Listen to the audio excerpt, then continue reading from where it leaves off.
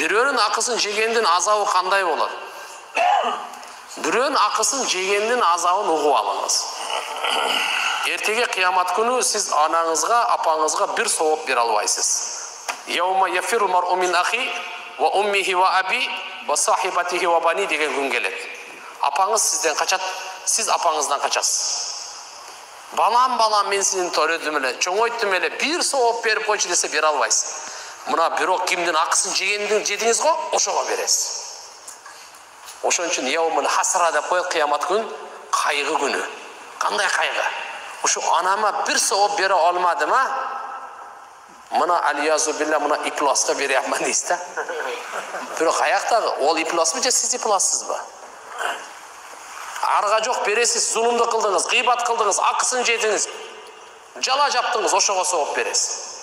Муфлис болосуз. Эгерде соопуңуз жок болсо, анын күнөөсүн мойнуңузга салат. Ошон үчүн туугандар, бирөөнүн акысын жегенден Аллахым сактасын, бул зулум, бул арам.